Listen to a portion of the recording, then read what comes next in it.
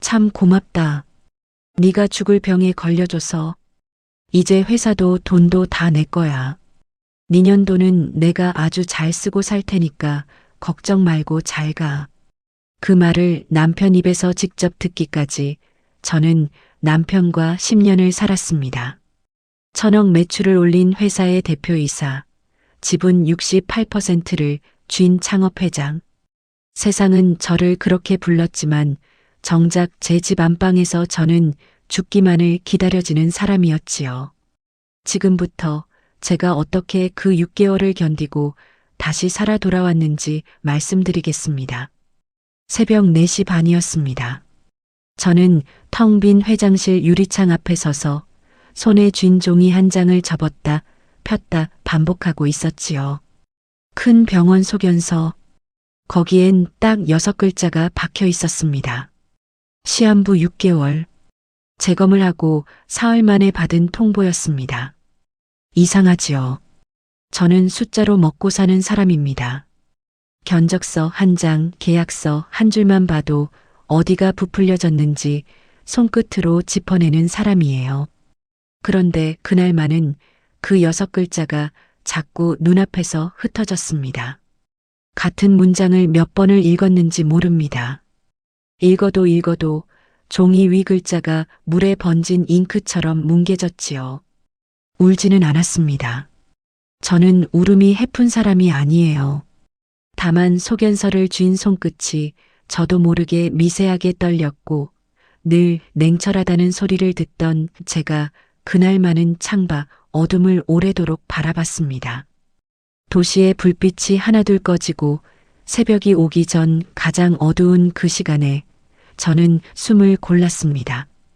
크게, 천천히. 마치 그렇게 하면 종이에 박힌 글자가 지워지기라도 할 것처럼요. 책상 위엔 오래된 액자 하나가 놓여 있습니다. 유리 안쪽에 빛바랜 종이 2장이 나란히 끼워져 있지요. 하나는 20년 전 반지하 사무실에서 제가 손으로 직접 쓴 첫 회계장부, 다른 하나는 첫 사업자 등록증입니다. 저는 그 종이를 오래 쓸어봤습니다. 잉크가 번진 자리, 볼펜을 꾹 눌러 쓴 자국. 그 안에 제 20살이, 아니 제 인생 전부가 들어있었으니까요. 20살. 저는 그 나이를 좋게 기억하지 않습니다. 아버지가 남의 빚보증을 서주셨다가 온 집안이 하루아침에 무너진 게 그때였습니다. 아침에 눈을 떴는데 대문에 빨간 딱지가 붙어있던 날을 저는 아직도 냄새까지 기억해요. 눅눅한 종이 냄새, 낯선 남자들 구두 냄새. 병든 어머니는 그 충격의 자리에 누우셨고 20살 딸 하나가 그 집안을 통째로 떠안게 됐지요. 그때 배운 게 있습니다. 사람은 함부로 믿는 게 아니라는 것. 확인하지 않은 건 절대 사실이 아니라는 것. 그날 이후로 저는 남이 하는 말을 그대로 믿는 법이 없었습니다. 계약서든 견적서든 사람 마음이든 제 손으로 직접 확인하고 날짜별로 적어두어야만 그제야 마음을 놓는 사람이 됐지요. 그게 저를 여기까지 데려온 무기였습니다. 그렇게 이 악물고 세운 회사가 1,000억을 넘겼을 때 어머니는 이미 세상에 안 계셨습니다. 오래전에 떠나셨어요. 친정에 남은 피부치도 없었습니다. 그러니까 저에게 법으로 묶인 가족이라곤 남편 하나뿐이었던 겁니다.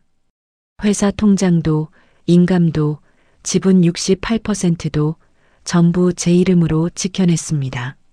누구한테도 곁을 안 주는 여자라는 소리를 들으면서요. 그런데 딱 한 사람, 남편한테만은 마음의 빗장을 풀고 싶었습니다.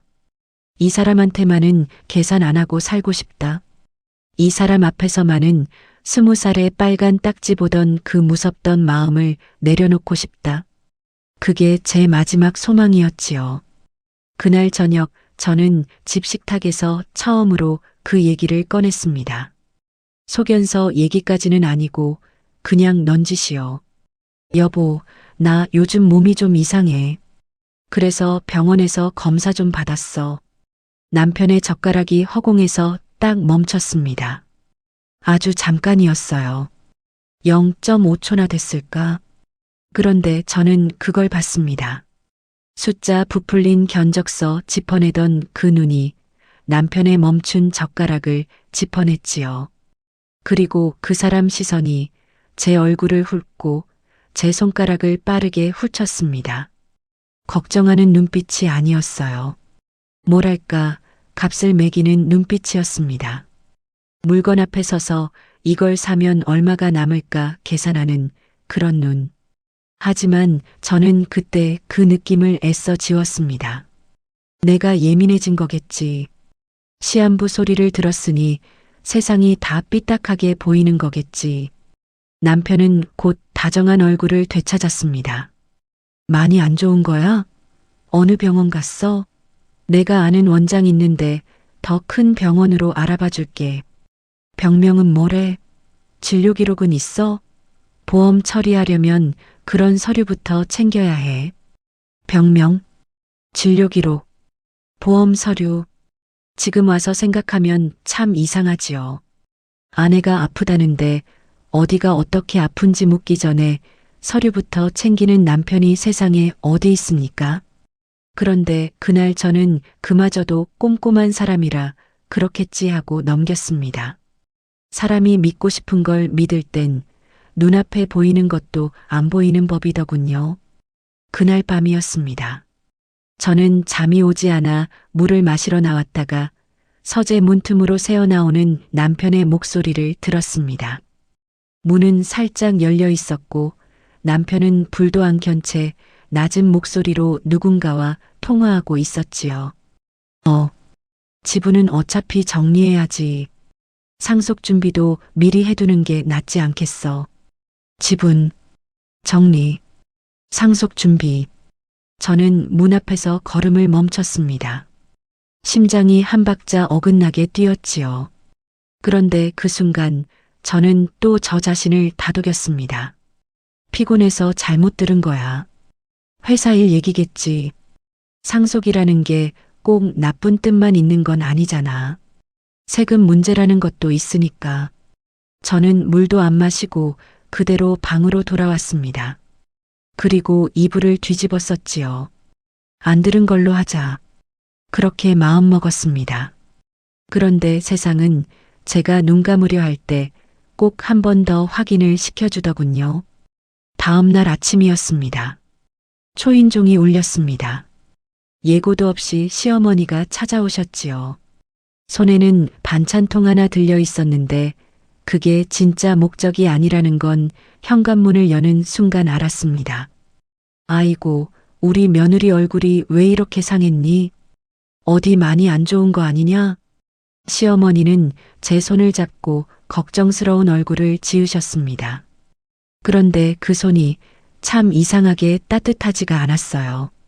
손은 잡고 있는데 눈은 저를 안 보고 제 뒤편 거실을 훑고 있었거든요. 어머니, 별거 아니에요. 그냥 좀 피곤해서 그래요. 별거 아니긴 뭐가 별거 아니야. 사람 몸은 한번 무너지면 금방이야. 소민아, 내 말 잘 들어. 이제 회사 일은 민구한테 넘겨. 네가 언제까지 다 쥐고 있을 거니? 남편이 있잖아. 저는 커피를 내드리며 웃었습니다. 회사 일이 그렇게 넘기고 받는 일은 아니잖아요, 어머니.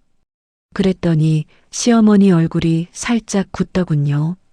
그러고는 커피는 입에도 안 대시고 이런 말씀을 하셨습니다. 넘기고 받고가 아니라 미리 정리해 두라는 거지. 지분이며 집명이며 손볼 건 손봐놔야지. 사람 일은 모르는 거잖니. 미리 해둬야 나중에 서로 얼굴 안 붉혀. 내가 다 내 몸 생각해서 하는 소리야. 미리미리. 정리. 명의. 저는 커피잔을 내려놓았습니다. 손이 아주 조금 차가워졌지요. 시어머니는 마치 아들이 받을 몫을 미리 계산하는 사람처럼 지분과 집 명의를 정리해두라는 말을 몇 번이고 되풀이하셨습니다. 그러다 빈 커피잔을 제 쪽으로 툭 밀어놓고 자리에서 일어나셨어요.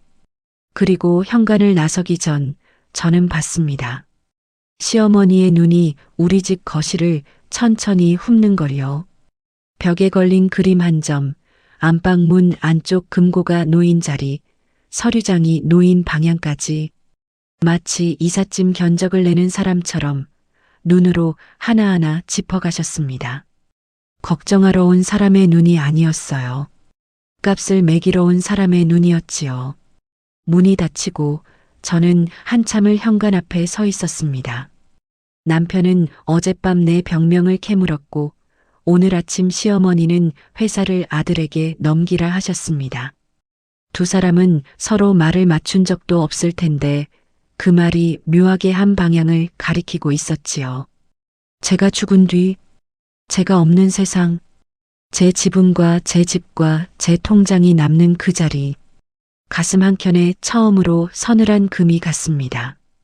유리에 실금이 가듯 아주 가늘게요. 그 금은 한 번 생기면 절대 다시 붙지 않는 종류의 것이었습니다. 저는 그날 평소보다 30분 일찍 집을 나섰습니다. 출근길 차 안에서 저는 회사 재무팀장에게 전화를 걸었습니다. 팀장님, 저 좀 봐주세요. 최근 3개월 하청 대금 결제 내역이랑 상무님 관여한 법인카드 사용 내역 조용히 뽑아서 저한테만 주세요. 다른 사람한텐 알리지 말고요. 네. 회장님, 무슨 일 있으십니까? 별일 아니에요. 그냥 제가 직접 확인 좀 하려고요. 급한 건 아니니까 티 안 나게 부탁드려요. 전화를 끊고 저는 창밖을 봤습니다. 솔직히 말씀드리면 저는 그때까지도 남편을 완전히 의심한 건 아니었습니다. 그냥 확인하고 싶었을 뿐이에요. 아니라는 걸 확인하고 싶었던 겁니다. 남편은 그저 걱정이 많은 사람이고 시어머니는 그냥 옛날 어른이라 그런 소리를 한 거고 다 내 병 때문에 예민해진 거라고 그렇게 매듭짓고 싶었지요. 그런데 제 손은 제 마음보다 먼저 움직였습니다. 20살에 배운 그 원칙이 손끝을 먼저 끌었던 거예요. 확인하기 전엔 아무것도 사실이 아니다. 확인하기 전엔 아무것도 믿지 않는다.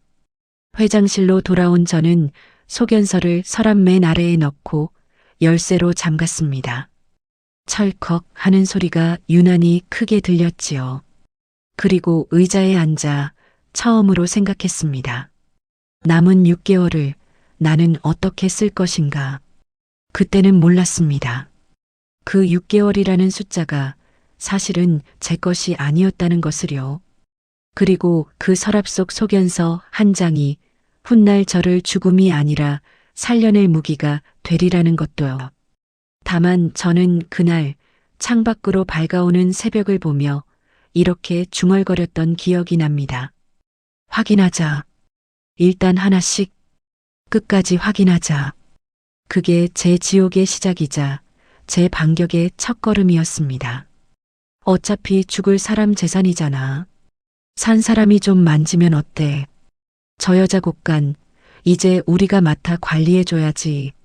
명절 차례상 앞에서 시어머니가 웃으며 던진 그 말을 저는 부엌문 뒤에서 다 들었습니다. 그때만 해도 저는 그게 그냥 어른의 실없는 농담인 줄 알았지요. 유령 하청업체 3곳이 제 회사 돈을 빨아먹고 있다는 걸 그날의 저는 아직 몰랐으니까요. 그 무렵 회사에선 정기 이사회가 열렸습니다. 남편이 상무 자리에서 밀어붙인 안건이 하나 있었어요. 80억 규모의 물류 위탁 투자건이었지요. 남편은 그 안건을 몇 주 전부터 공을 들여 준비했습니다. 프레젠테이션 자료도 두툼했고 목소리에도 힘이 들어가 있었어요. 저는 그 자료를 밤새 검토했습니다. 그런데 아무리 봐도 단가가 안 맞았습니다. 시세보다 위탁 수수료가 높았고 상대 회사 실사 자료는 어딘가 비어 있었지요. 설립한 지 얼마 안 된 회사인데 매출 추정치만 부풀려져 있었습니다. 이 안건은 오늘 못 넘깁니다.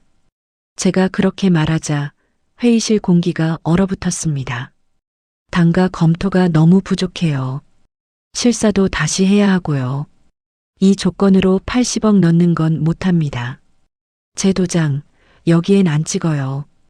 반려하겠습니다. 남편의 얼굴이 벌겋게 달아올랐습니다. 다른 임원들 앞이라 대놓고 뭐라 하진 못했지만 서류를 챙기는 손이 부들부들 떨리는 게 보였지요. 회의가 끝나고 회의실을 나서는 남편의 굳은 옆얼굴을 저는 미안함 반 안쓰러움 반으로 바라봤습니다. 남편이 야심차게 준비한 건을 아내가 사람들 앞에서 자른 셈이니까요. 집에 가면 좀 다독여줘야겠다. 그런 생각까지 했습니다. 바보였지요. 그때 제가 반려한 그 투자처가 바로 남편이 뒤에서 실질적으로 움직이던 물류회사였다는 걸요. 명의만 다른 젊은 여자 이름으로 걸려 있고 실제 주인은 제 남편이었다는 걸요. 그날의 저는 꿈에도 몰랐습니다. 그 일이 있고 나서 남편이 달라졌습니다. 원래 하청 결제는 실무팀장과 남편이 함께 검토해서 올라오던 겁니다. 그런데 그때부터 남편이 결제선을 유독 혼자 처리하기 시작했어요. 이건 내가 직접 챙길게. 팀장들 바쁜데 굳이 다 거칠 거 없어. 하면서요. 법인카드 사용액이 눈에 띄게 늘었고 야간 외근 정산도 부쩍 잦아졌습니다. 며칠 뒤 재무팀장이 제 방으로 자료를 들고 왔습니다. 회장님 부탁하신 자료 여기 있습니다. 팀장의 표정이 안 좋았습니다. 저는 자료를 넘겨봤지요. 그리고 어느 한 페이지에서 손이 멈췄습니다. 한 하청업체의 단가가 시세보다 30% 넘게 부풀려져 있었습니다. 팀장님, 이 업체는 언제부터 거래했어요? 그게 6개월이 채 안 됐습니다. 상무님이 직접 뚫으신 거래처라고 해서요.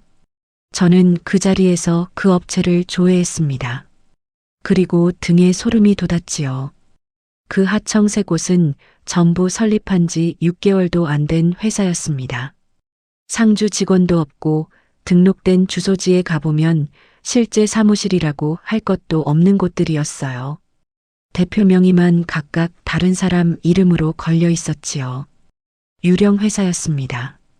껍데기만 있고 알맹이는 없는 오로지 돈을 빨아내기 위해 만들어진 회사. 저는 그 순간 심장이 쿵 내려앉았지만 겉으로는 아무 내색도 하지 않았습니다. 팀장님, 이 자료 사본은 저한테 주시고요. 원본은 팀장님이 따로 보관하세요. 제가 말하기 전까지 이 얘기 회사 밖으로 절대 새면 안 됩니다. 감사 들어가기 전까지요. 아시겠죠? 네, 알겠습니다. 저는 그 복사본을 개인 금고에 넣고 잠갔습니다. 손이 떨렸습니다. 이제 이건 예민한 아내의 착각이 아니었어요. 숫자가, 증거가 눈앞에 있었으니까요. 하지만 저는 아직 남편을 불러 따지지 않았습니다. 확인하기 전엔 움직이지 않는다. 그리고 아직 저는 전부를 확인하지 못했으니까요. 그러던 차에 명절이 왔습니다. 차례를 지내러 시댁에 갔지요. 부엌에서 전을 부치고 나무를 묻히고 상을 차렸습니다.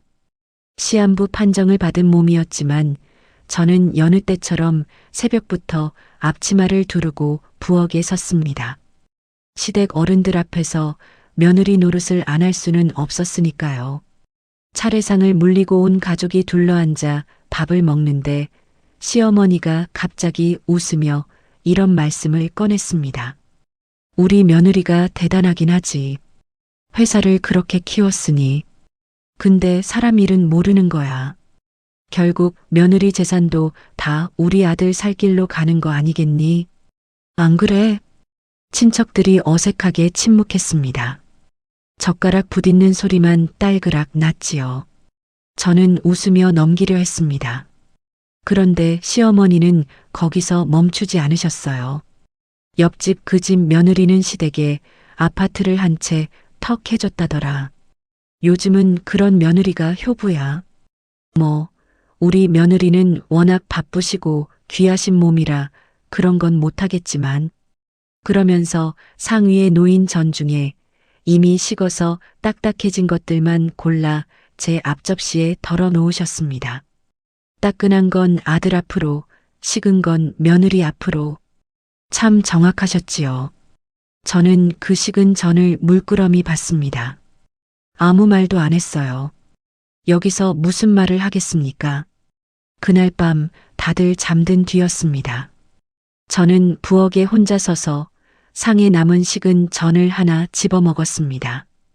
기름이 굳어 입안에서 겉돌더군요. 씹는데 이상하게 목이 메었습니다.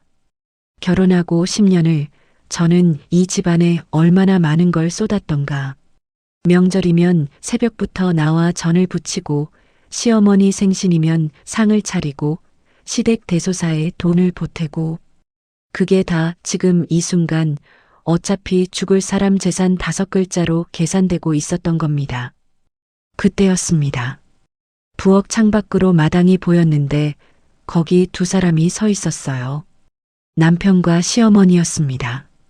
두 사람은 제가 부엌에 있는 줄 모르고 저에게 안 들릴 거리에 서서 나지막이 이야기를 나누고 있었지요.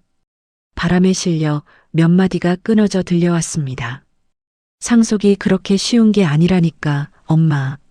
순서가 있잖아. 그러니까 미리 해두라는 거 아니야. 저 사람 정신 멀쩡할 때 지분부터 정리해놔야지. 시점만 잘 잡으면 돼. 지분, 상속, 시점. 저는 식은 전을 든 손을 그대로 멈췄습니다. 창유리에 비친 제 얼굴이 참 낯설더군요. 마당의 두 사람은 마치 장례 절차라도 상의하듯 산 사람을 앞에 두고 그 사람이 죽은 뒤의 일을 도란도란 나누고 있었습니다. 저는 창가에서 물러났습니다. 소리 내지 않고요. 그리고 며칠 뒤였습니다. 회사에 이상한 소문이 돌기 시작했습니다. 남편이 회사 근처 카페에서 젊은 여자와 마주 앉아 서류를 주고받았다는 이야기였지요. 직원들 사이에서 쉬쉬하며 도는 그 말이 결국 제 귀에까지 들어왔습니다. 저는 그 소문을 그냥 흘려버릴 수도 있었습니다. 하지만 저는 확인하는 사람입니다. 남편 차량 블랙박스의 블루투스 통화 기록을 확인했습니다. 법인카드 명세도 다시 봤지요. 그랬더니 같은 날 같은 시간대에 낯선 카페에서 결제된 내역이 있었습니다. 그리고 그 통화 기록에 반복적으로 찍힌 번호 하나가 있었어요. 조회해 보니 그 번호는 제가 이사회에서 반려했던 바로 그 물류회사의 대표 번호였습니다. 퍼즐 조각이 하나씩 제자리를 찾아 들어갔습니다. 부풀려진 유령 하청, 반려된 투자권의 물류회사, 카페의 젊은 여자, 반복되는 통화, 그리고 밤마다 서재에서 마당에서 오가던 상속과 지분 이야기, 의심이 사실로 굳어가고 있었습니다. 그런데도 저는 남편을 붙잡고 소리치지 않았습니다. 왜였느냐고요? 저에게 남은 시간이 6개월뿐이라고 믿고 있었기 때문입니다. 그 6개월을 배신당한 아내로 울고불고 싸우다 다 써버리고 싶지 않았어요. 그 시간을 남편의 멱살을 잡는 데 쓰면 남는 건 눈물뿐이지요. 하지만 그 시간을 증거를 모으는 데 쓰면 남는 건 무기가 됩니다. 저는 폭발하는 대신 자료를 만들기로 했습니다. 날짜별로, 항목별로 하나하나 조용히 정리해 나갔습니다. 통화 기록, 카드 명세, 하청 단가표, 등기부등본. 눈에 띄지 않게, 티나지 않게. 20살의 빨간 딱지를 보며 배운 그대로요.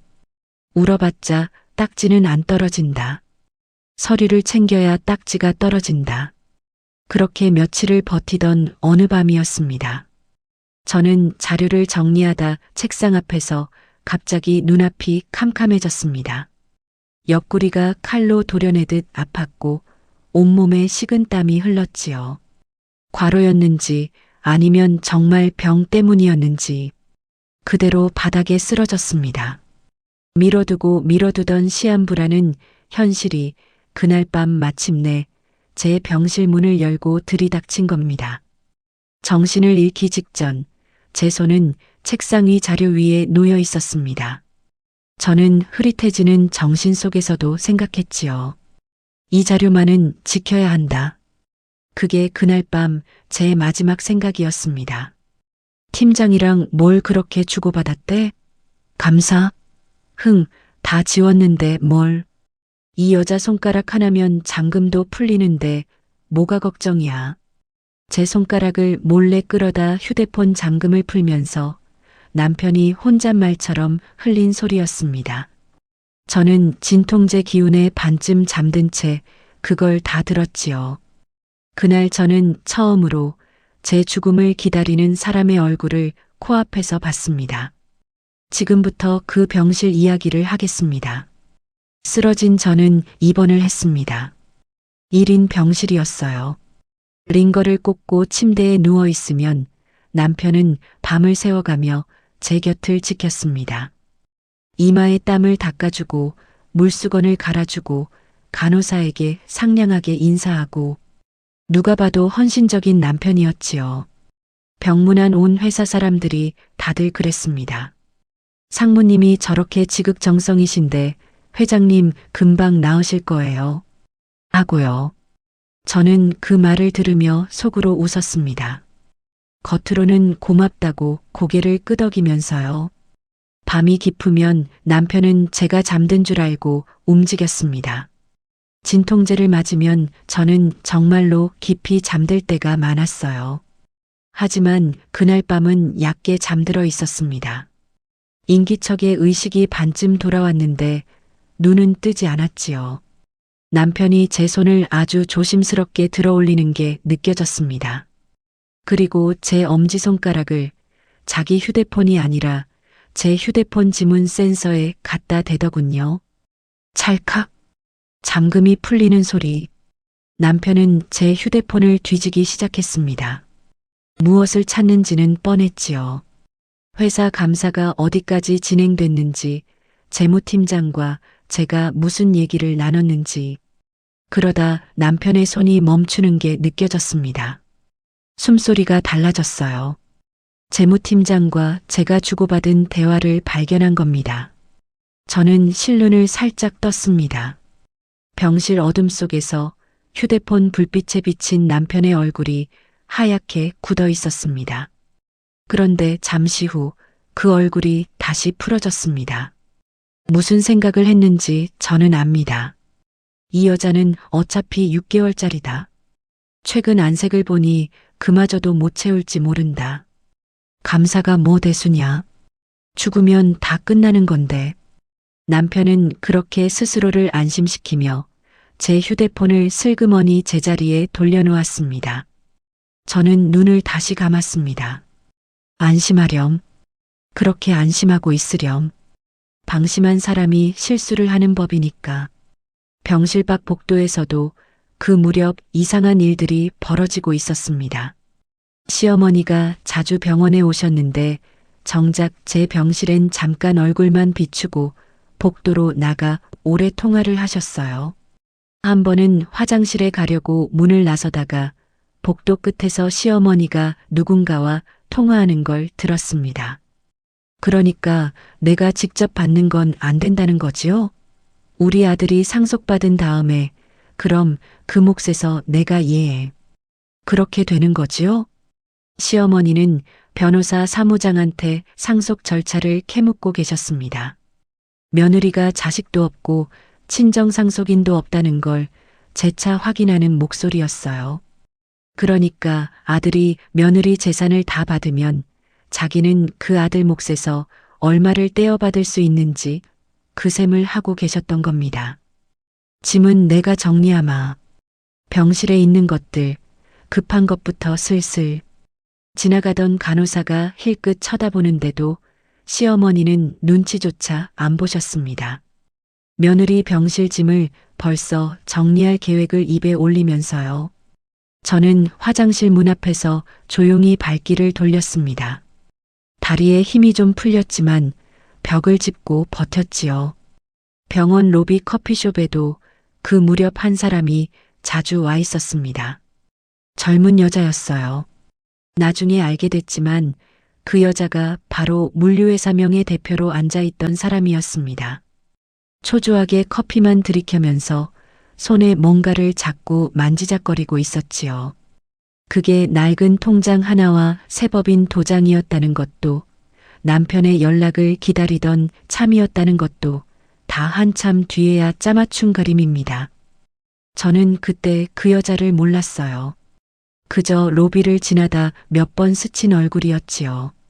그런 밤들이 이어지던 어느 날이었습니다. 저는 반쯤 잠든 채로 남편의 수상한 움직임을 느끼다가 문득 정신이 번쩍 들어 휴대폰을 확인했습니다. 재무팀장에게서 온 문자가 있었어요.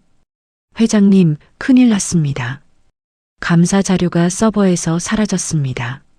누가 지웠는지 확인 중입니다. 저는 침대에 누운 채로 그 문자를 몇 번이나 다시 읽었습니다. 다행히 제가 개인 금고에 숨겨둔 원본은 무사했습니다. 하지만 회사 서버에 있던 사본이 통째로 삭제된 겁니다. 감사를 못하게 막으려는 손길이 이미 회사 안까지 뻗어 있었던 거지요. 그 순간 등골이 서늘해졌습니다. 이 시한부가 누군가에게는 그토록 기다려온 기회였구나. 내가 죽어가는 이 병실이 누군가에게는 잔칫날을 새는 달력이었구나. 바로 그날이었습니다. 옆에 잠깐 다른 침대가 들어왔어요. 재검을 받으러 온 환자였는데 침대 발치에 걸린 이름표를 보고 저는 잠시 멍해졌습니다. 정소민. 제 이름과 똑같았습니다. 같은 병원, 같은 날, 같은 이름의 환자. 참 묘한 우연이다 싶었지요. 나이도 저와 얼추 비슷해 보였습니다. 그때 간호사 둘이 와서 두 사람의 검사 일정을 재차 확인하는 작은 소동이 있었어요. 정소민님 검체가 이쪽인가요? 저쪽인가요? 동명이인이라 헷갈리기 쉬우니까 다시 확인해요. 검체 이동 시간도 맞춰보고. 그때는 그냥 지나쳤습니다.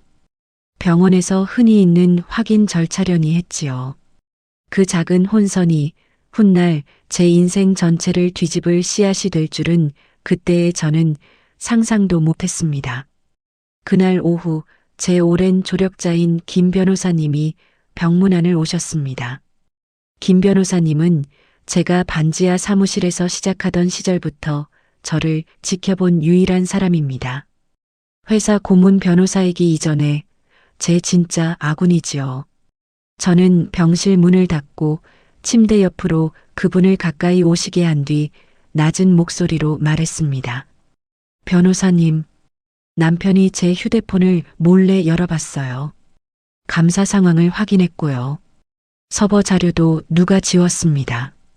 김 변호사님의 표정이 굳었습니다. 그러나 그분은 놀라 소리치는 사람이 아닙니다. 잠시 침묵하시더니 조용히 물으셨어요. 회장님, 확실합니까? 심증입니까? 정황입니까? 손가락으로 잠금을 푸는 걸 제가 느꼈어요. 정황이 아니라 제 몸으로 겪은 겁니다. 김 변호사님은 고개를 끄덕이셨습니다. 그리고 가방에서 작고 낡은 휴대폰 하나를 꺼내셨어요. 구형 녹음 전용 폰이었습니다. 이건 통화도 안 되고 인터넷도 안 됩니다. 오직 녹음만 되는 기계예요. 녹음 파일은 실시간으로 제 사무실 서버로 자동 전송되게 해뒀습니다. 그러니 이 기계 안에는 아무 흔적도 안 남아요. 누가 이걸 발견해도 열어보면 빈 껍데기입니다. 그분은 그 폰을 제 개인 파우치 안쪽에 넣고 침대 협탁 서랍 뒤편에 조심스럽게 고정하셨습니다. 겉에서는 절대 보이지 않는 자리였지요. 회장님, 무리하지 마시고 밤마다 이것만 켜두세요. 나머지는 제가 하겠습니다. 이어서 저는 김 변호사님께 회사 인감과 법인 통장 권한을 조용히 점검해달라고 부탁했습니다. 변호사님, 지분 이전이나 큰 돈이 나가는 건에는 제 최종 승인이 없으면 절대 실행이 안 되게 이중으로 잠가주세요. 은행에도 미리 얘기해 두시고요. 이중 승인 장치 말씀이시군요. 회장 OTP와 이사회 조건 둘 다 걸어두겠습니다. 그런데 회장님, 김 변호사님이 잠시 저를 보셨습니다. 몸은 좀 어떠십니까? 저는 웃었습니다. 글쎄요. 6개월이라는데 그 안에 이 사람들 손모가지는 잡아놓고 가야지요.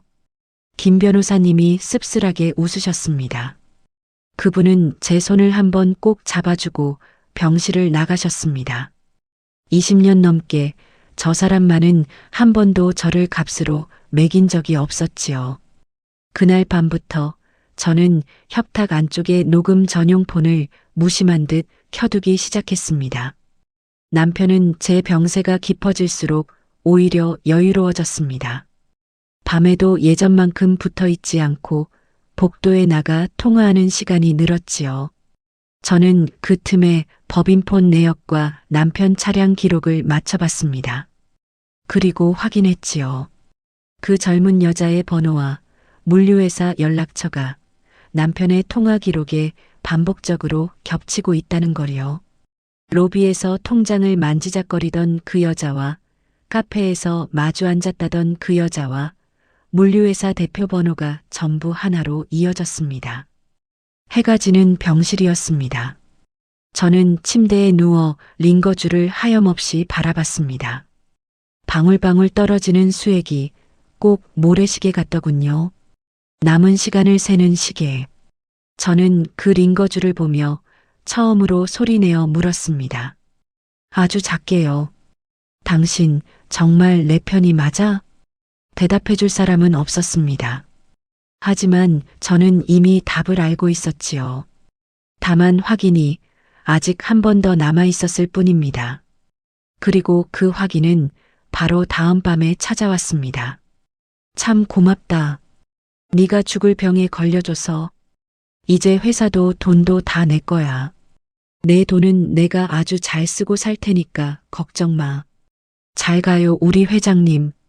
제 귓가에 그 말을 속삭이며 남편은 저를 꼭 끌어안았습니다.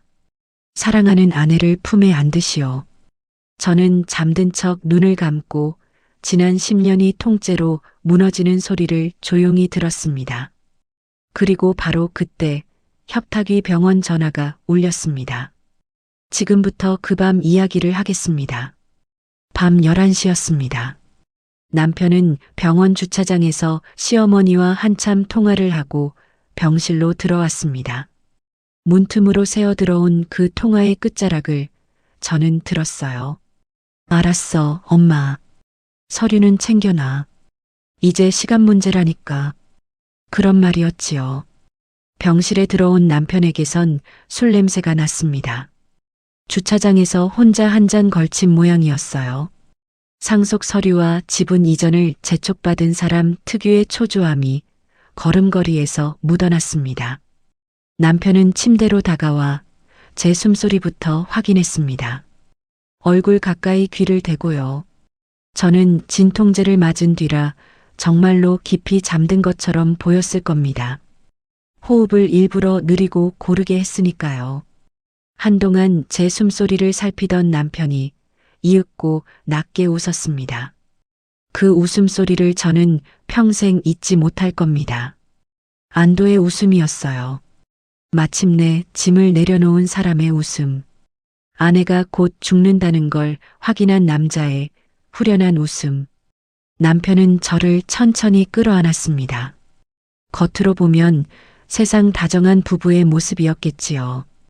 병든 아내를 품에 안은 남편. 하지만 그 팔은 따뜻하지 않았습니다. 그리고 남편은 억눌러온 무언가가 터진 사람처럼 제 귓가에 입술을 가져다 대고 속삭이기 시작했습니다. 소민아, 너 참 대단했어. 진짜. 근데 이젠 좀 쉬어야지. 응? 저는 눈을 감은 채 손끝 하나 까딱하지 않았습니다. 참 고맙다.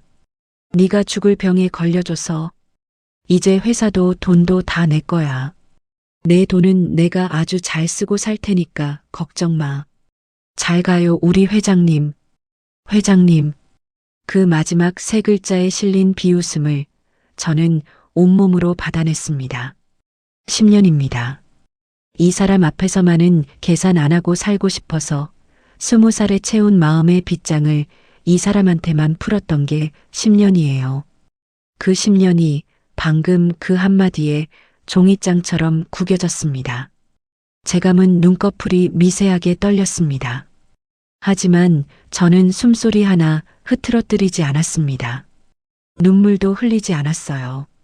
대신 저는 협탁 안쪽을 생각했습니다. 거기 낡은 녹음 전용폰의 붉은 점이 어둠 속에서 조용히 깜빡이고 있었지요. 남편의 그 목소리는 지금 이 순간 김 변호사님 사무실 서버로 한 글자도 빠짐없이 흘러들어가고 있었습니다. 당신 방금 스스로 무덤을 팠어. 저는 속으로 그렇게 중얼거렸습니다. 남편은 저를 눕히고 몸을 일으켰습니다. 그리고 휴대폰을 꺼내 문자를 보내기 시작했어요.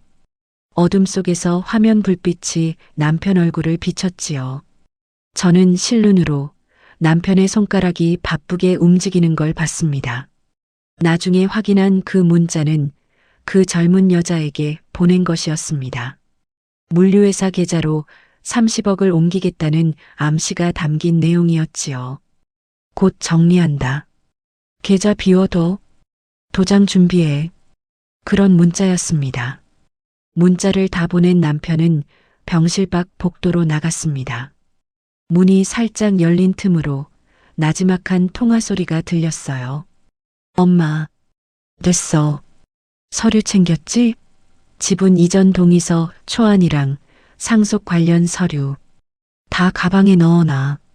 이제 진짜 얼마 안 남았어.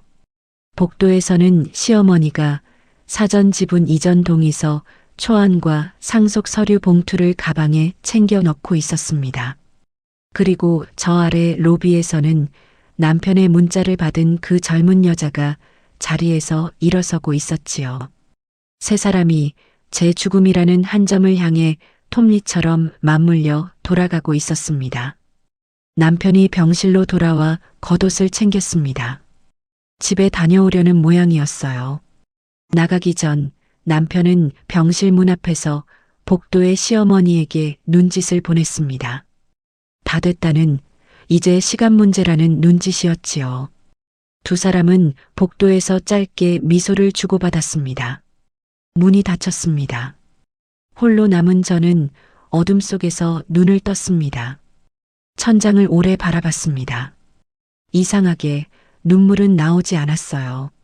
20살의 빨간 딱지를 봤을 때처럼 제 안에서 무언가가 차갑게 식어가는 게 느껴졌습니다. 저는 울음 대신 계산을 시작했습니다. 지분 68%는 제 이름으로 잠겨 있다. 인감도 통장 권한도 이중 승인 장치를 걸어뒀다. 하청단과 원본은 금고에 있다. 그리고 방금 그 목소리는 녹음됐다. 산 사람 앞에서 장례를 준비한 대가를 나는 반드시 받아내겠다. 저는 그렇게 마음먹었습니다. 바로 그때였습니다. 협탁 위에 놓인 병원 내선 전화가 요란하게 울렸습니다. 이 밤중에 무슨 전화인가 싶어 저는 수화기를 들었습니다. 다급한 남자 목소리가 흘러나왔어요. 야간 당직이었습니다. 정소민 님이시죠? 밤늦게 죄송합니다. 급히 확인드릴 일이 있어서요. 네. 말씀하세요. 환자분, 놀라지 마시고 들어주세요. 검체 라벨과 전산 접수 번호가 뒤바뀐 정황이 확인됐습니다. 지금 즉시 본인 확인이 필요합니다. 저는 수화기를 쥔 손을 멈췄습니다. 라벨이 바뀌었다고요? 네. 같은 날 재검하신 동명이인 환자분이 계셨는데 그분과 환자분의 조직 검체가 전산 오류와 일정 혼선으로 뒤바뀌었을 가능성이 확인됐습니다. 담당 교수님과 환자 안전 담당 부서에서 내일 아침 정밀 재판독을 다시 진행할 예정입니다. 정확한 결과가 나오기 전까지는 확정된 건 아무것도 없다고 봐주시고요. 그 순간 저는 낮에 그 장면이 번쩍 떠올랐습니다. 옆 침대에 잠깐 들어왔던 또 다른 정소민. 간호사들이 동명이인이라 헷갈린다며 검체를 재차 확인하던 그 작은 소동. 검체 이동 시간을 맞춰보던 그 목소리. 바뀐 겁니다. 검체가 그 6글자 시한부 6개월은 어쩌면 제 것이 아니었던 겁니다. 옆 침대 환자의 결과가 제 이름표를 달고 저에게 온 것일 수도 있다는 얘기였지요. 저는 수화기를 쥔 채 한동안 아무 말도 못했습니다. 방금 제 귓가를 파고든 남편의 속삭임과 아직 확정되지 않은 제 삶이 어둠 속에서 나란히 놓였습니다. 참 얄궂은 밤이었지요. 남편이 제 장례를 다 치르고 나간 바로 그날 밤에 저는 어쩌면 안 죽을지도 모른다는 전화를 받은 겁니다. 한참 만에 저는 입을 열었습니다. 놀랄 만큼 차분한 목소리였어요. 선생님, 정밀 재검 정식으로 요청드립니다. 공식 정정 절차도요. 그리고 부탁이 하나 있습니다. 말씀하세요. 결과가 확정될 때까지 이 일을 제 가족이나 회사에는 절대 알리지 말아주세요. 남편에게도요. 아무에게도요. 저 혼자만 알고 있겠습니다. 가능하겠습니까? 당직인은 잠시 머뭇거리다 대답했습니다. 환자분 본인 요청이시니 개인정보는 본인 동의 없이 나가지 않습니다. 알겠습니다. 재판독 결과가 나오면 환자분께 먼저 알려드리겠습니다. 고맙습니다. 저는 수화기를 조용히 내려놓았습니다. 그리고 어둠 속에서 저는 처음으로 웃었습니다. 눈물이 아니라 웃음이었어요. 그것도 아주 서늘한 웃음이었지요. 방금 녹음된 남편의 목소리와 아직 끝나지 않았을지도 모르는 제 삶.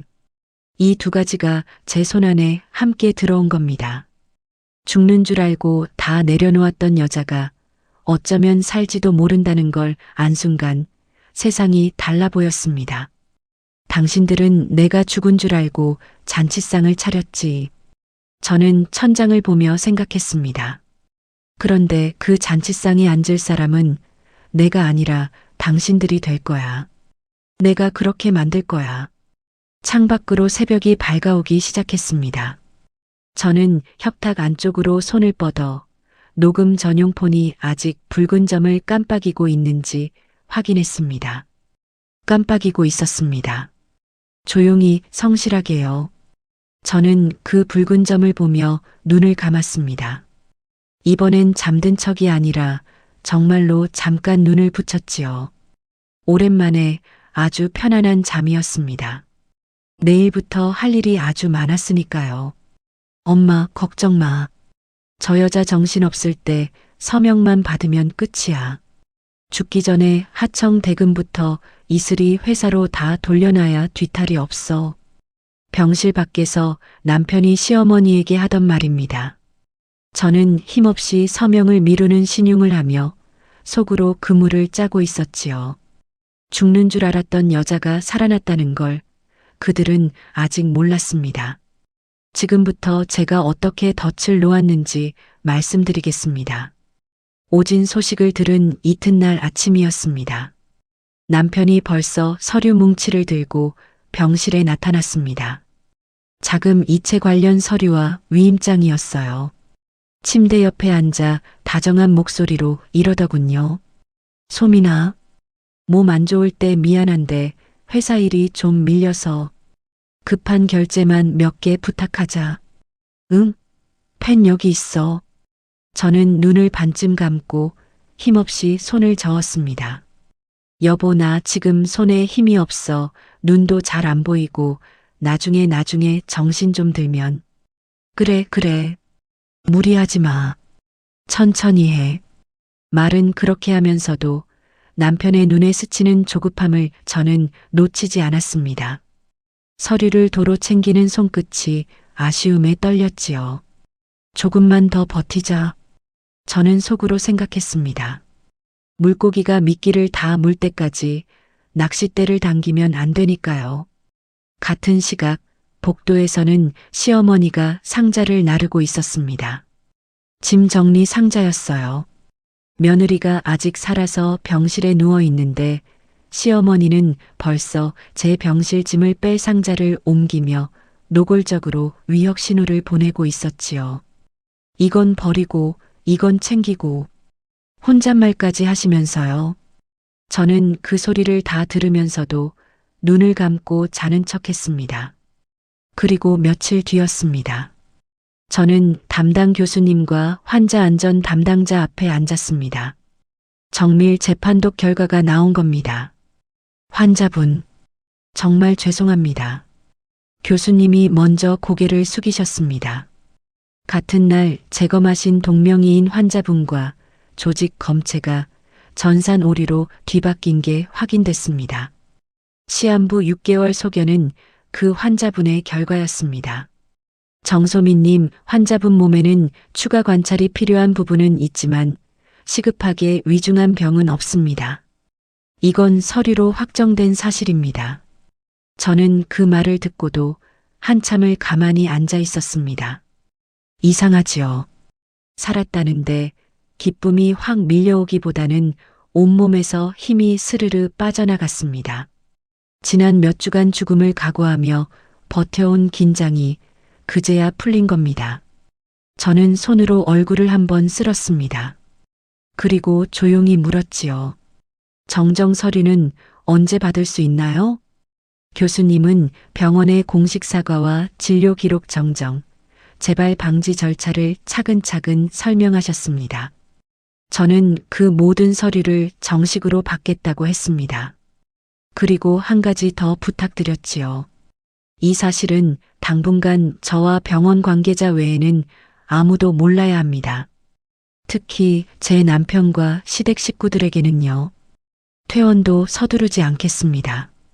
추가 검사와 관찰 명목으로 이 병실에 며칠 더 있겠습니다. 교수님은 조금 의아한 얼굴이었지만 환자 본인의 뜻이라 따라주셨습니다. 그날 밤 저는 병실에 혼자 앉아 이어폰을 귀에 꽂았습니다. 지난밤 녹음된 남편의 목소리를 다시 들었습니다. 니년도는 내가 잘 쓸게. 잘 죽어줘라. 저는 그 부분을 몇 번이고 돌려들었습니다. 처음 들었을 때처럼 가슴이 무너지진 않았어요. 대신 아주 차분해졌습니다. 이건 슬픔의 재료가 아니라 이제 무기의 재료였으니까요. 이튿날 김 변호사님이 병실로 오셨습니다. 저는 처음으로 금고에서 꺼내온 하청단과 원본과 변호사님 서버에 저장된 녹음 파일을 침대 위에 나란히 펼쳐 놓았습니다. 변호사님, 이제 시작합시다. 김 변호사님은 서류를 하나하나 짚으며 고개를 끄덕이셨습니다. 삭제된 서버 사본은 포렌식 복원을 의뢰해 두겠습니다. 지운다고 다 지워지는 게 아니에요. 흔적은 남습니다. 그리고 유령 하청 세 곳의 대금이 어디로 흘러갔는지 자금 흐름을 역추적하겠습니다. 며칠에 걸쳐 그림이 완성됐습니다. 부풀려진 유령 하청 대금은 그 젊은 여자, 그러니까 남편이 이슬이라 부르던 그 물류회사명의 대표의 회사로 흘러들어갔습니다. 그리고 물류회사를 거친 그 돈은 다시 그 여자 개인 계좌 일부와 남편이 몰래 만든 차명 계좌로 나뉘어 빠져나가고 있었습니다. 회사 돈이 세탁을 거쳐 남편 주머니로 들어가는 아주 전형적인 수법이었지요. 저는 그 흐름도를 보며 오래 침묵했습니다. 상무라는 자리에 앉혀준 게 저였습니다. 그 자리를 이렇게 쓸 줄은 몰랐지요. 하지만 저는 서두르지 않았습니다. 가장 먼저 한 일은 방어였습니다. 제 지분 68%, 회사 인감, 법인 통장 권한. 이 세 가지부터 완벽하게 잠갔습니다. 지분 이전이나 큰돈 집행은 회장 최종 OTP와 이사회 승인 조건이 둘 다 충족돼야만 실행되도록 이중 승인 장치를 걸어뒀지요. 제가 도장을 찍어줘도 그 두 가지가 없으면 돈은 한 푼도 안 나가게요. 그 다음은 이혼과 재산 분할 대비였습니다. 변호사님, 이 회사 제가 20살에 반지하에서 혼자 세운 겁니다. 남편은 결혼하고 한참 뒤에 상무로 들어온 거고요. 지분도 인감도 다 제 이름이에요. 혼인 전에 이미 형성한 재산이라는 것도 정리해 두시고요. 특유재산 입증 자료 말씀이시군요. 창업 경위, 초기 자본 출처, 지분 형성 과정 다 정리하겠습니다. 반대로 남편분은 실제 기여가 얼마나 됐는지, 오히려 횡령으로 회사에 끼친 손해가 얼마인지도요. 이혼 소송에서 이건 결정적입니다. 그렇게 서류가 차곡차곡 쌓여가던 어느 날 시어머니가 병문안을 오셨습니다. 시어머니는 침대 옆에 앉아 제 손을 잡고 이러시더군요. 소민아, 이제 마음의 준비를 좀 해야 하지 않겠니? 사람이 가는 길은 정리를 해두고 가야 편한 거야. 재산이며 뭐며 미리 정리해두면 남은 사람들도 안 힘들고. 응? 내 말 무슨 뜻인지 알지? 저는 힘없는 미소를 지어 보였습니다. 네, 어머니. 저도 그 생각하고 있었어요. 정신 좀 들면 정리할게요. 그래, 그래. 잘 생각했다. 우리 며느리. 시어머니 얼굴에 화색이 도는 걸 저는 감은 눈꺼풀 사이로 봤습니다. 저의 그 순한 반응에 시어머니와 남편은 완전히 방심했습니다. 저 여자는 이제 다 포기했다. 죽기 전에 순순히 서명할 거다. 그렇게 믿은 거지요. 두 사람은 한술 더 떠 계획을 세웠습니다. 제가 죽기 전에 밀린 하청 대금을 그 물류회사로 미리 정리해두게 만들자는 것이었어요. 회계에 뚫린 구멍을 제 손을 빌려 메우려는 속셈이었지요. 바로 그 지점이 제가 노린 자리였습니다. 며칠 뒤 저는 일부러 남편 앞에서 이런 말을 흘렸습니다. 여보, 나 걱정되는 게 하나 있어. 밀린 하청 대금 말이야. 나 없으면 그것 때문에 회사 시끄러워질까 봐. 당신이 죽기 전에 그것 좀 깔끔하게 정리해 줄래? 결제 당신한테 맡길게. 남편의 눈이 반짝이는 게 보였습니다. 그렇게 원하던 걸 아내가 제 발로 손에 쥐어준 셈이니까요. 저는 제한된 집행 권한만 담긴 위임장을 남편의 손에 쥐어줬습니다. 겉으로는 대금 결제를 할 수 있는 서류처럼 보였지요. 하지만 그건 미끼였습니다. 그 위임장으로 실제로 큰 돈을 옮기려 하면 제가 걸어둔 이중 승인 장치와 은행 경보에 그대로 걸려들게 되어 있었어요. 남편은 그것이 덫인 줄 꿈에도 몰랐습니다. 감사 자료를 서버에서 지웠으니 당분간 안전하다고 믿었고 아내는 곧 죽을 거라 믿었으니까요. 남편은 회계에 뚫린 구멍을 메우려고 대규모 하청 대금 이체를 서두르기 시작했습니다. 저는 김 변호사님께 마지막 장치를 부탁했습니다. 변호사님, 그 이체가 특정 물류회사 계좌로 30억 이상 금액으로 회장 최종 OTP 없이 실행되려는 순간, 바로 그 세 조건이 겹치는 순간에 은행준법감시팀과 저한테 동시에 통보가 오게 걸어주세요. 덫을 아주 정교하게 놓으시는군요. 제가 확인하는 사람이잖아요. 확인 안 된 건 안 움직입니다. 이번엔 다 확인했어요. 김 변호사님은 은행준법감시팀에 사전 장치를 걸어두셨습니다. 모든 준비가 끝난 그날, 저는 병실 침대에 앉아 창밖을 오래 바라봤습니다. 죽는 줄 알았던 여자가 살아났습니다. 그리고 그 사실을 아무도 몰랐지요.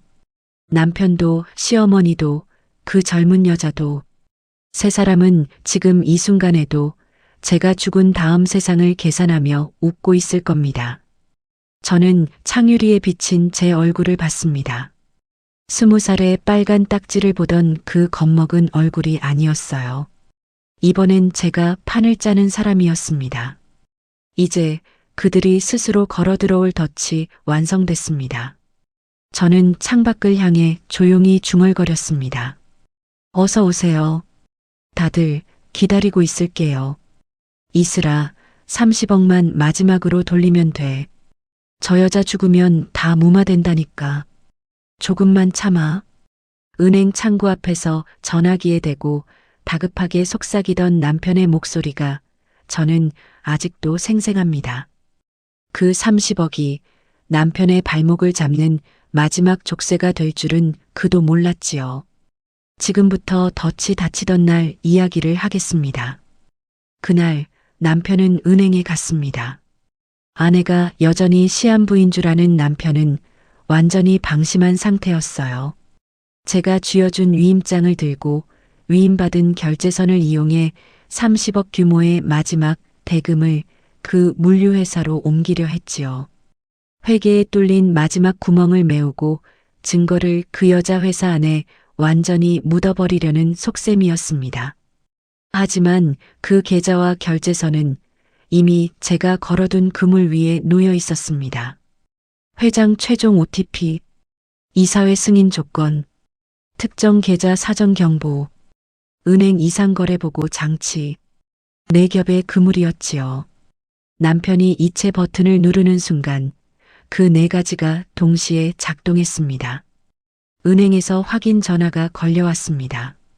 그리고 준법 감시팀의 보류 통보가 이어졌지요.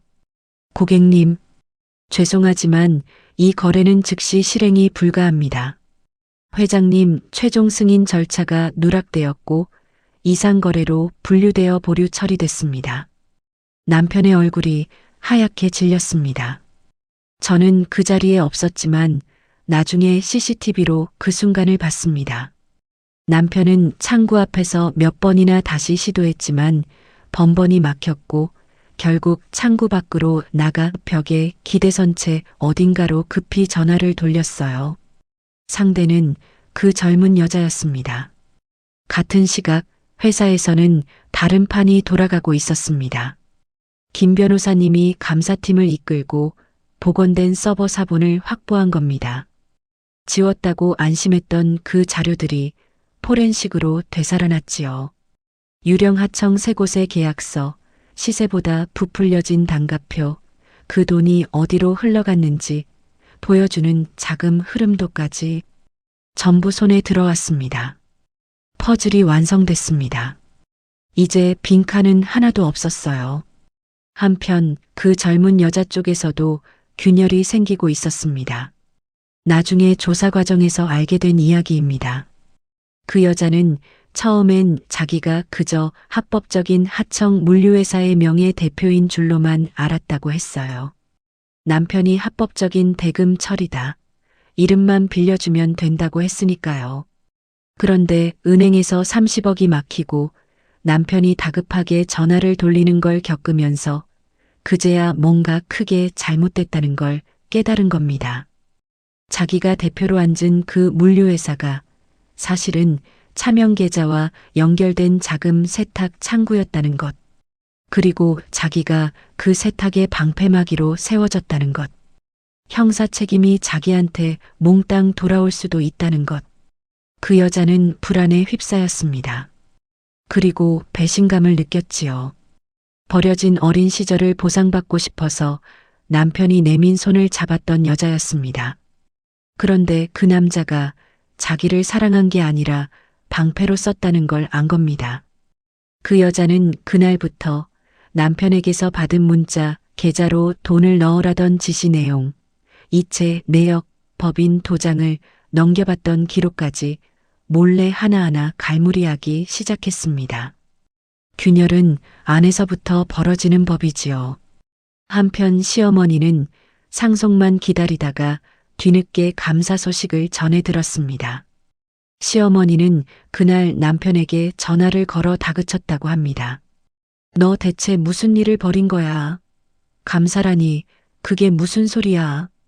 회사에서 조사가 들어왔다는데 너 도대체 남편은 어머니 앞에서 큰 소리를 쳤습니다. 엄마, 진정해. 저 여자 곧 죽어. 죽으면 다 무마된다니까. 죽은 사람 상대로 누가 감사를 해. 조금만 기다려. 그런데 그 목소리에는 처음으로 초조함이 배어 있었습니다. 죽는다는 아내가 안 죽고 지웠다는 자료가 되살아나고 옮기려던 돈이 막혔으니까요. 큰 소리를 치면 칠수록 그 목소리는 오히려 흔들리고 있었습니다. 그 무렵 저는 퇴원했습니다. 정정 서류를 받고 병원을 나섰지요. 병원 로비를 걸어 나오는데 참 묘한 기분이 들었습니다. 몇 주 전 이 로비를 저는 6개월 시한부 환자로 들어왔었지요. 그런데 이제 저는 멀쩡한 몸으로 걸어나가고 있었습니다. 그것도 세 사람의 목을 쥘 무기를 전부 손에 쥔 채로요.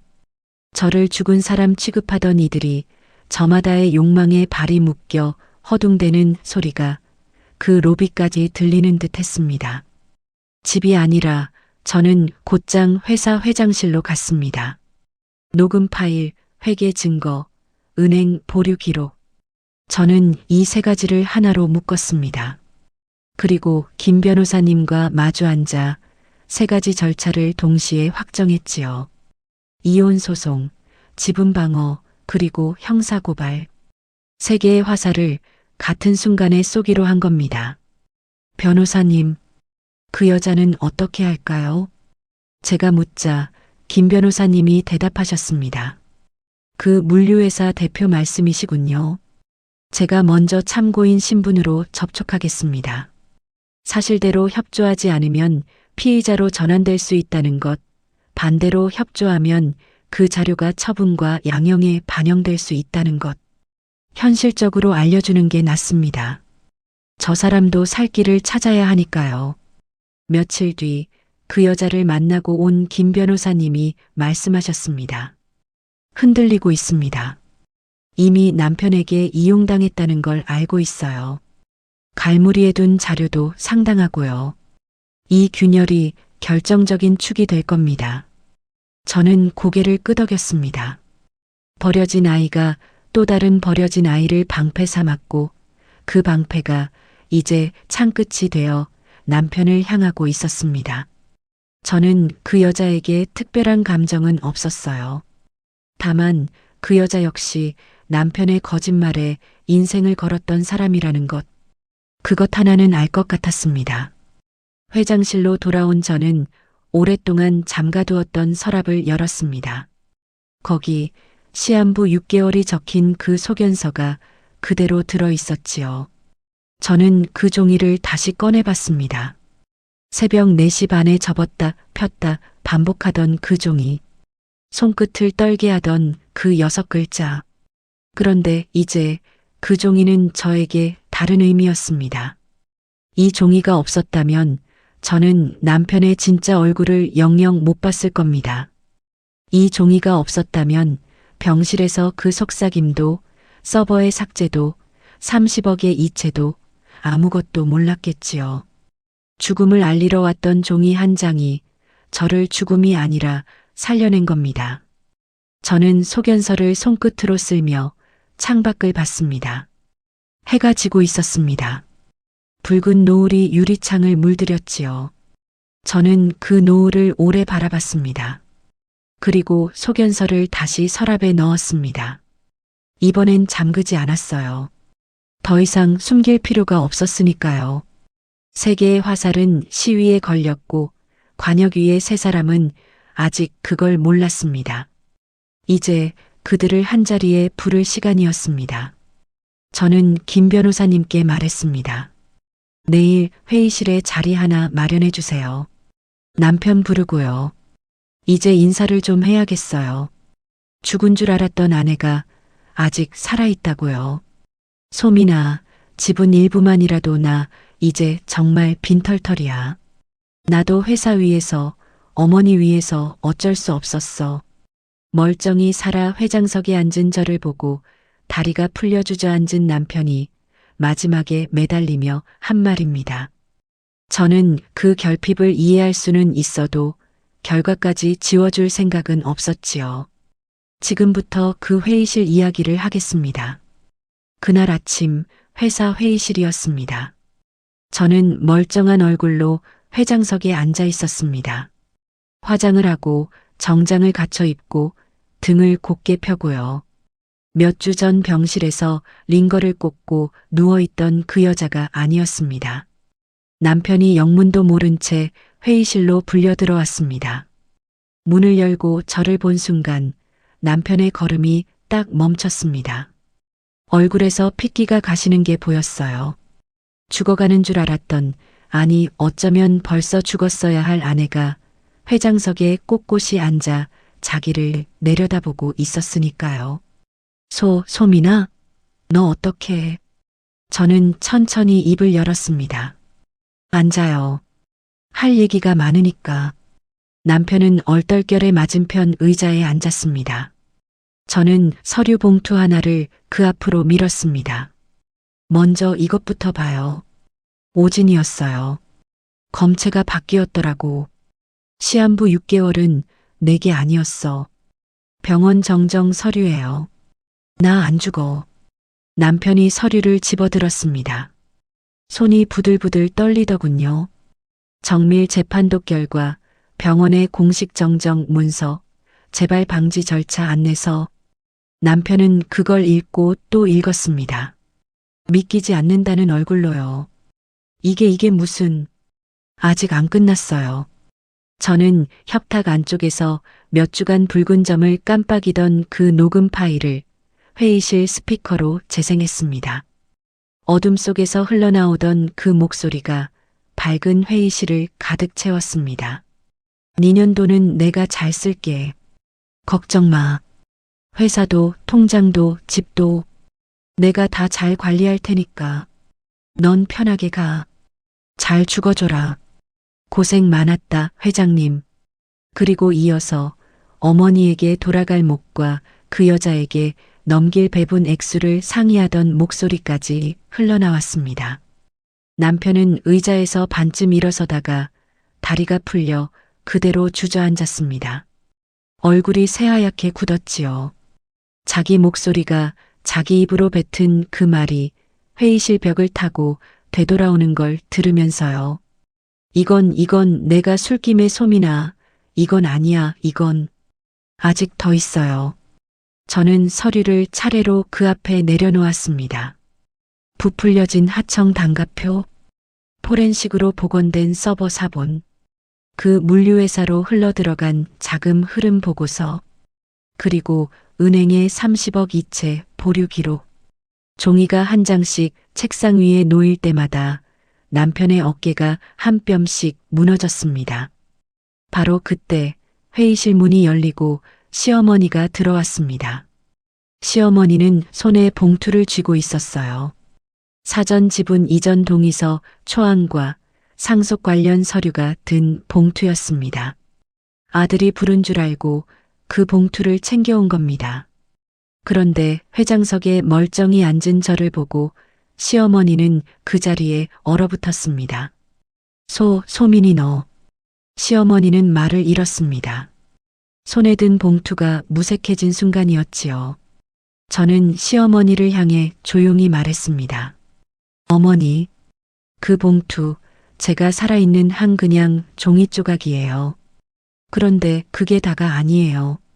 그 봉투가 이제는 지분 이전을 압박하고 재산 정리를 함께 모의했다는 정황 자료가 될 수도 있어요. 아드님이랑 주고받은 연락들이랑 같이요. 시어머니의 손에서 봉투가 스르르 떨어졌습니다. 종이 몇 장이 바닥에 흩어졌지요. 이어서 김 변호사님이 그 젊은 여자의 진술 내용을 정리해 왔습니다. 그 여자는 조사에서 자기가 보관해둔 문자와 계좌 지시, 이체 내역을 전부 제출했다고 했습니다. 그리고 남편이 자기를 합법적인 거래의 명예대표라고 속인 뒤 자금 세탁의 방패막이로 세웠다고 진술했지요. 남편의 마지막 방패가 창끝이 되어 돌아온 겁니다. 남편은 저에게 매달리기 시작했습니다. 소민아, 내 말 좀 들어봐. 나도 어쩔 수 없었어. 이사회에서 내 안건 잘리고 어머니는 계속 압박하고 회사에서 나는 늘 내 그림자였잖아. 나도 사람이야. 나도 한 번쯤 인정받고 싶었다고. 회사 위에서, 어머니 위에서 다 어쩔 수 없이 열등감과 변명이 본물 터지듯 쏟아졌습니다. 저는 그 말을 끝까지 들었습니다. 그리고 조용히 대답했지요. 당신이 늘 조형 같았다는 거, 나 몰랐던 거 아니에요. 이사회에서 안건 자를 때 나도 마음 안 좋았어. 당신 결핍이 어디서 왔는지 이해 못하는 것도 아니에요. 남편의 눈에 잠깐 희망이 스쳤습니다. 저는 그 희망을 잘라냈습니다.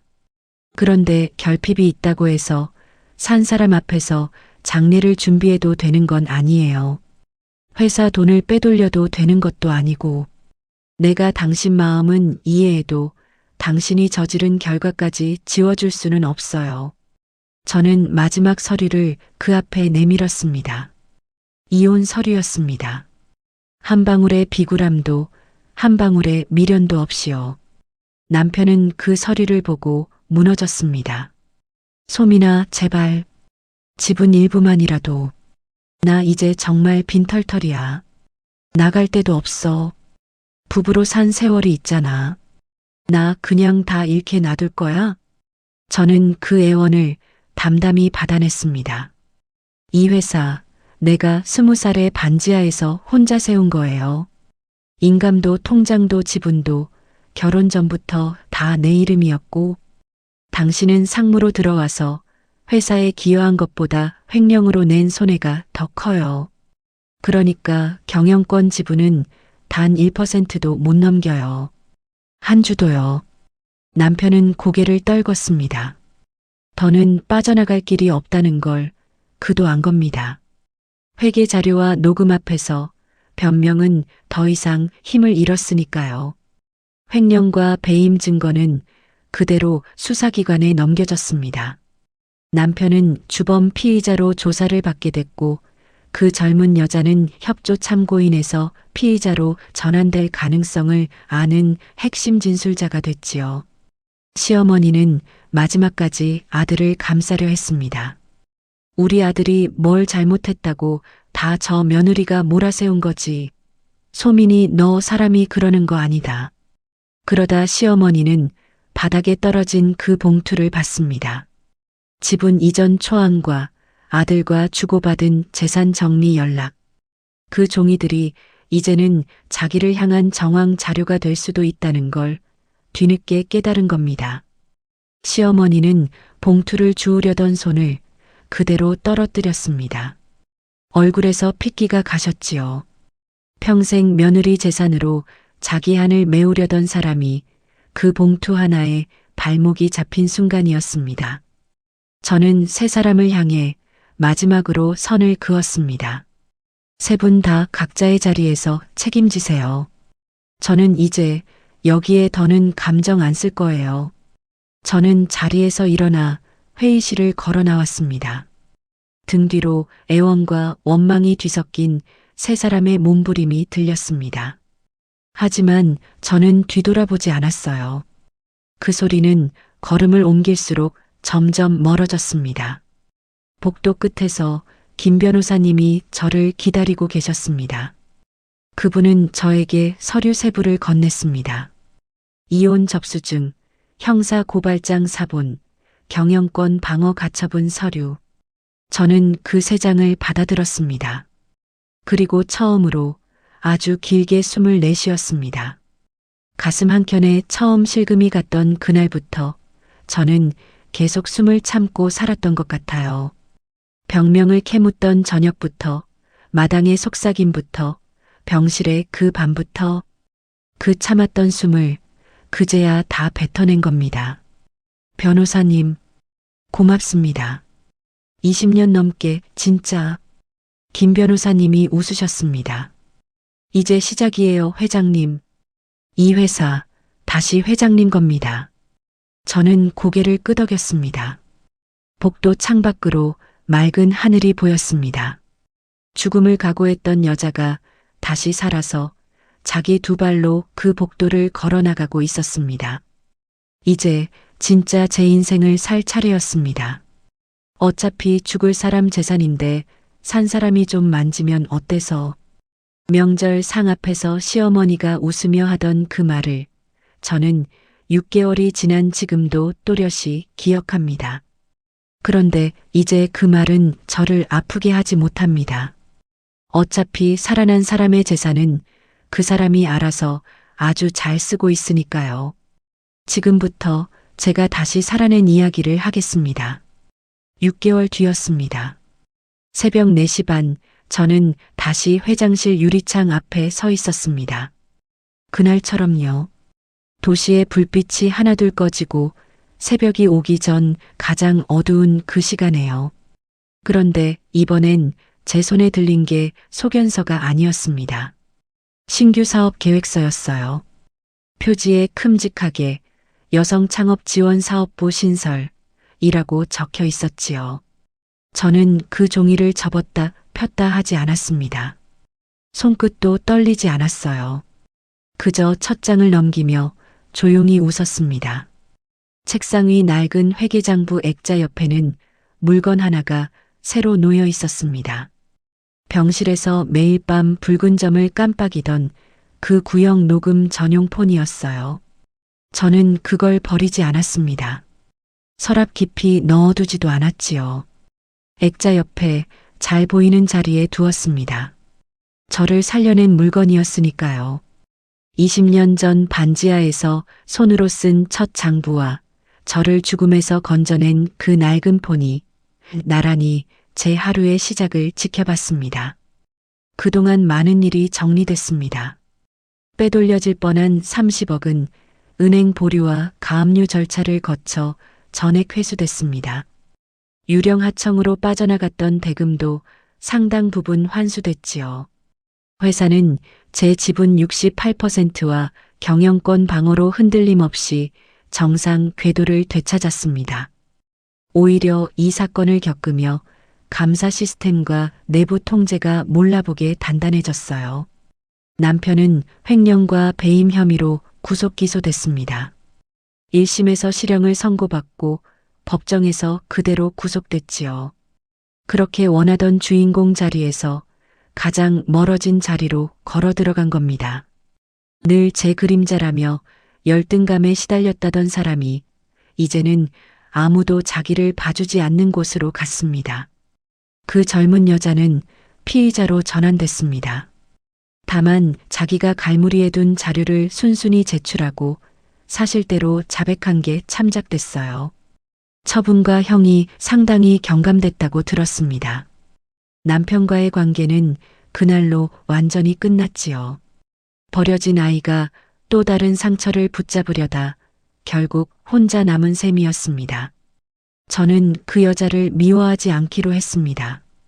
미워하기엔 저에게 더 중요한 일들이 많았으니까요. 시어머니는 연락이 끊겼습니다. 아들의 몰락 앞에서 평생의 한이 결국 자기 자신을 삼켰다는 걸 뒤늦게 깨달았다고 합니다. 며느리 재산으로 자기 가난을 메우려던 그 마음이 아들도 자기도 다 무너뜨린 거지요. 시어머니는 저에게 연락할 낮조차 잃었습니다. 저는 굳이 먼저 연락하지 않았어요. 원망도 미련도 이제 없었으니까요. 이혼은 제게 유리한 방향으로 마무리됐습니다. 제가 혼인 전에 세운 창업 지분과 특유 재산, 남편의 횡령 손해, 회사 기여 부족이 모두 인정됐지요. 남편은 경영권 지분을 단 한 주도 얻지 못한 채 빈손으로 돌아섰습니다. 니년도는 내가 잘 쓸게 하던 그 사람은 결국 제 돈을 단 한 푼도 만지지 못했습니다. 그 모든 게 정리되고 저는 새 사업부를 발표했습니다.